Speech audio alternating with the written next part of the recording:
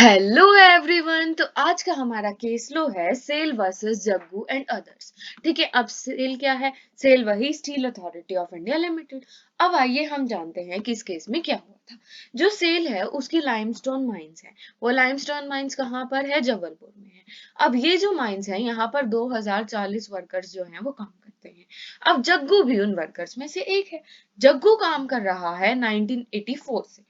अब 1993 में क्या होता है? गवर्नमेंट की एक नोटिफिकेशन आती है। गवर्नमेंट उस नोटिफिकेशन में कहती है कि जो कॉन्ट्रैक्ट है, जो वर्कर्स अभी काम कर रहे हैं जिनमें से एक जग्गू भी है, वो जो कॉन्ट्रैक्ट है वो सीज होता है, खत्म होता है और कोई भी नई टर्म्स और कंडीशंस जो हैं वो नहीं आएंगी।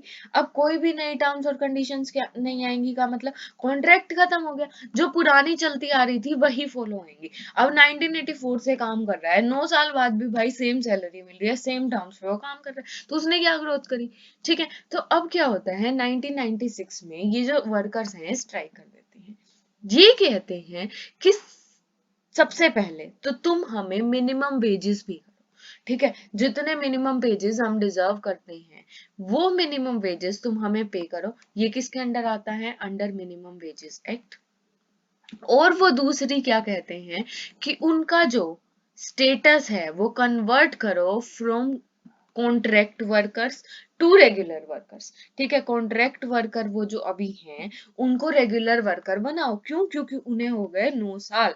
अब गवर्नमेंट ने नोटिफिकेशन दे दी तो भाई उनके साथ तो गलत है कि ना तो हमें मिनिमम वेजेस मिल रहे, हमें मिनिमम वेजेस दो, ऊपर से हमें कॉन्ट्रैक्ट वर्कर बना के रखा हुआ है 9 साल के।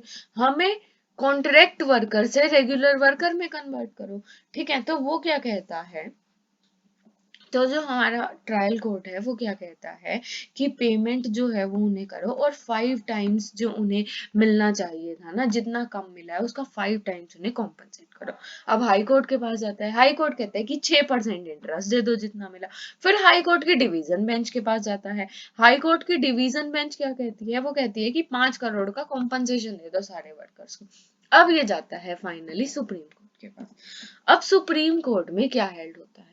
सबसे पहले जो मिनिमम वेजेस एक्ट है, ठीक है, मिनिमम वेजेस एक्ट है, और जो एक और क्या है हमारे पास है इक्वल रेम्यूनरेशन एक्ट। जो मिनिमम वेजेस एक्ट है और इक्वल रेम्यूनरेशन एक्ट है, इनमें कब मिनिमम वेजेस या कब इक्वल रेम्यूनरेशन मिलता है? तभी मिलता है जब वो सेम और सिमिलर वर्क कर रहे हैं।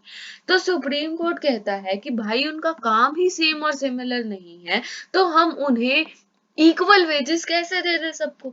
ऊपर से जो मिनिमम वेजेस है कॉन्ट्रैक्ट के अकॉर्डिंग वो 11 रुपए 65 पैसे है ना, वो तो उन्हें पे किए जा रहे हैं। तो क्या इसकी जो है वो वॉयलेट हुई? ऊपर से जो ये हाई कोर्ट है, हाई कोर्ट ने तो कह दिया भाई 5 करोड़ का जो है वो दे दो, कॉम्पनसेशन दे दो। ठीक है, पर हम 5 करोड़ का कॉम्पनसेशन कैसे दे दें? क्यों? क्योंकि सिमिलर सेम और सिमिलर वर्क नहीं है, तो हम 5 करोड़ का कैसे दे दें? ऊपर से मिनिमम वेजेस तो जो है वो पे कर ही रही है गवर्नमेंट। ठीक है, तो इसमें क्या होता है, set aside high court, high court का जो जजमेंट है उसको सेट असाइड कर दिया जाता है। फिर बताते हैं कि जो हमारे पास मिनिमम वेजेस एक्ट है, वो मिनिमम वेजेस एक्ट किसके लिए है? वो फिक्सिंग के लिए है कि हर जो कंपनी है वो क्या करे, फिक्स कर ले कि हमें कम से कम इतने वेजेस जो हैं वो हमारे एम्प्लॉयज को देने हैं। एक मिनिमम वेज रेट फिक्स कर ले कि ये मिनिमम है, उससे ऊपर वो कितना भी दे। अब 11.65 कॉन्ट्रैक्ट में था, तो इन्होंने मिनिमम तो ऑलरेडी फिक्स कर रखे थे। ये क्या इंश्योर करता है कि सिर्फ फिक्स हो वो, ये एनफोर्समेंट नहीं जो उसकी वो इंश्योर करता। तो हम जो मिनिमम वेजेस एक्ट का सेक्शन 20 है, सेक्शन 20 क्या कहता है?